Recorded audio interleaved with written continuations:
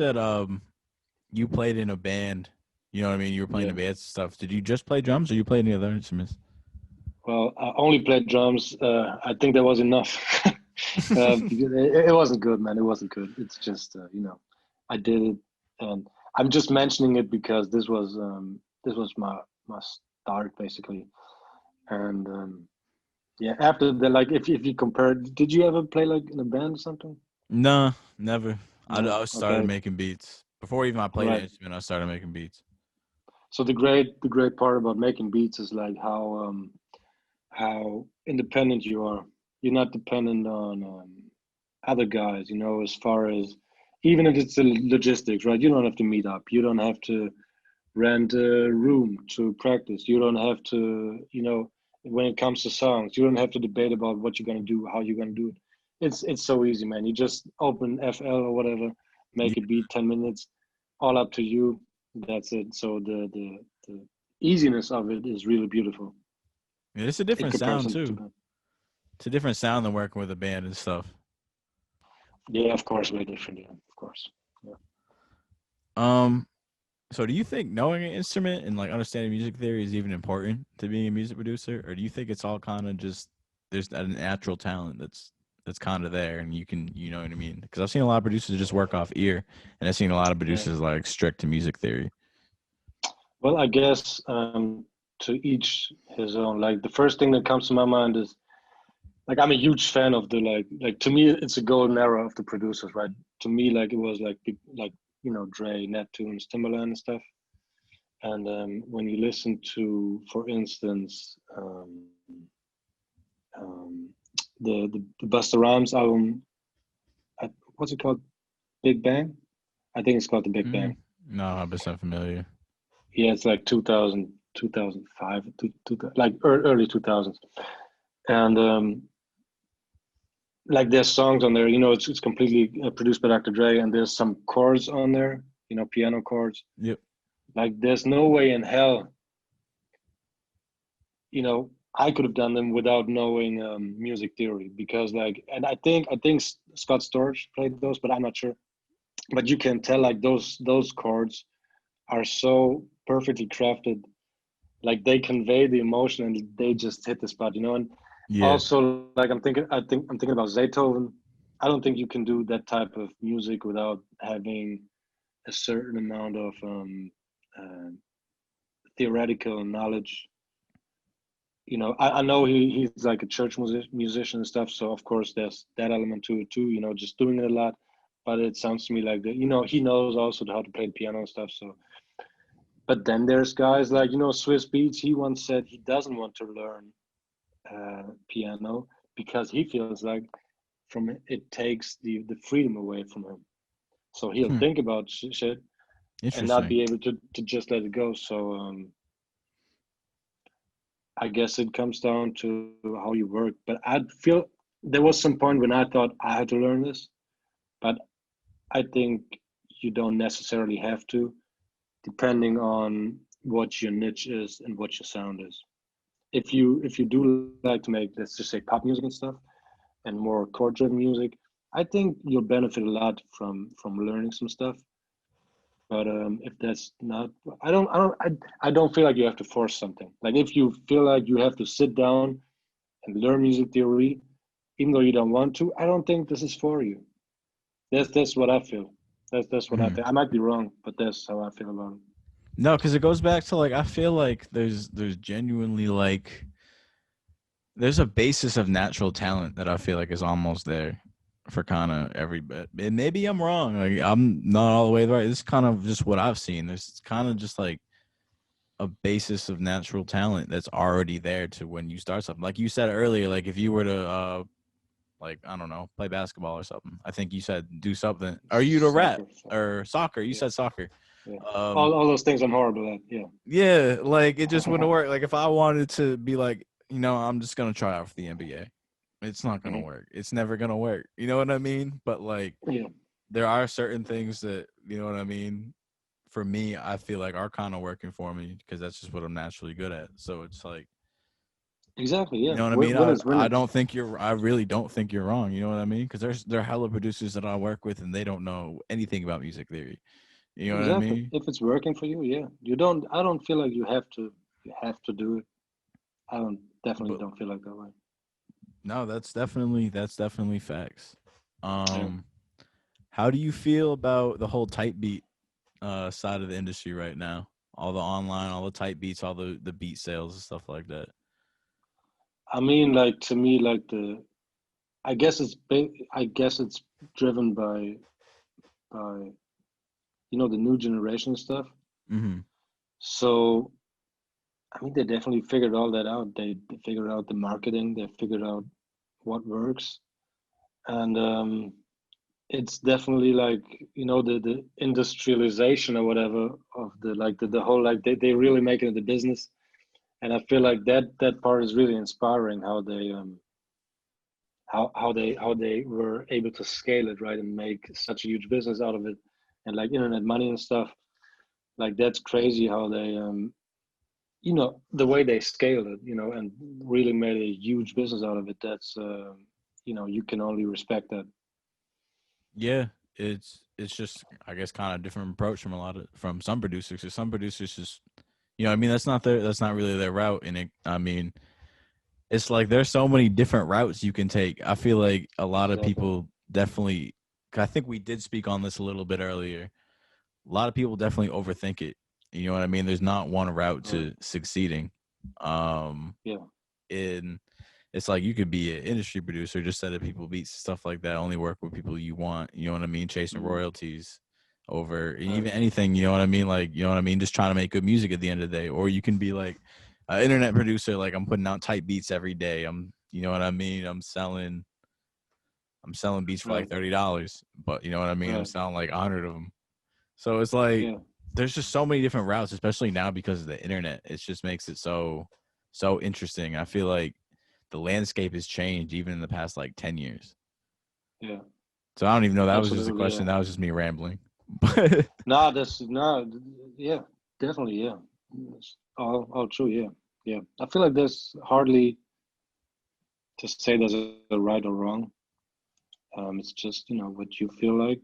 Your path is, and I feel like once you try to force yourself to do something, that's maybe when you try to sell yourself short. Like I feel like you have to go where it's inspiring. You can't wait to go there. And yeah, I guess that's just what I have to say about that. and I mean, before we wrap this up, um, again, thank you for talking to me. I know it's been Of I don't even course, know yeah. how Thanks for long we've having me. been talking, man. But we've talked I for don't a know. while. It's a great Yeah. conversation. You dropped a lot of gems on here. But I just want to say one thing, you know what I mean? It's because I haven't talked to many producers on the podcast yet. I think I've only Hmm. talked to two other producers. Right. Um, one thing I've kind of learned, especially as kind of confirmed talking to you and talking to a lot of other artists on the podcast, is it really just at the end of the day it comes down to making good music. Like you said, that's one thing you can control. But if you look at every other artist like I've interviewed and stuff, like people like Lil Darky, Tokyo's Revenge, like Belize, 10 Cell Phones. You just go back on the podcast and stuff like that. Kamiyata, they all just make good music. That's really why Hmm. it kind of started to pop. Their music was good and people gravitated towards it. And Right. I feel like I've talked to one other producer, Wendigo, who's starting to come up pretty heavy. Hmm. Hmm. Um, and again, he just makes good beats, making beats for like I think what time we did the interview, maybe 2 years. Like, Hmm. but he does have a whole music background and stuff. But it's just like Hmm. not to ramble on about that. It really just kind of comes down to at the end of the day, making good music. People gravitate towards it. 'Cause that's kind of like your whole method. Like you said, when I asked you about the business stuff, you're like, well, my manager handles all that and stuff like that. But you Right. know like enough about it. But again, you just focused on the music.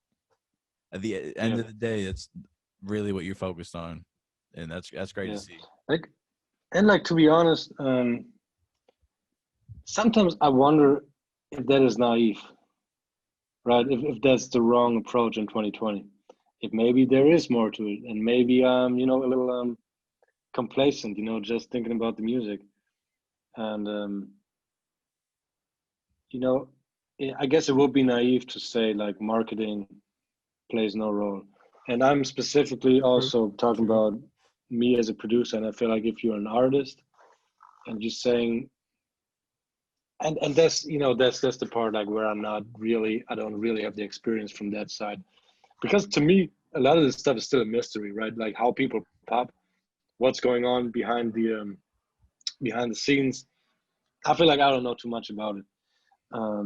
So sometimes I'm wondering if I'm a little too naive, saying, the music is all that matters. And I guess I'm not even saying that's all that matters. That's just I'm just saying that's the part that I can control. And yeah, but that is the part that you can control. So the marketing and stuff, I feel like sometimes like people get too caught up into marketing and stuff before that really should be important. Like the music That's should be at a I certain see that a point, lot. and also maybe a little momentum should be there, like at least a little, and then you can try to, do all that other stuff. But Yeah. In yeah, marketing definitely plays a big role, but I feel like before the marketing works, like the music has to be there, has to be yeah, something special. Maybe I that's the agree. wrong word, but I feel like it just at the end of the day comes down to making something that people want to hear and making something that's different. So it's fresh. You know what I mean? Something that's gonna hit. And then something that's great. And then marketing kind of takes the next step after that. You know what I Yeah, mean? yeah, yeah, yeah, probably. Yeah, definitely. Like, why do you want to push? And this again, this goes over music. Like, if you say, let's just say you build phones or whatever, why Yeah, would you try to put all your energy into pushing a mediocre product? Why not try to make the best product possible?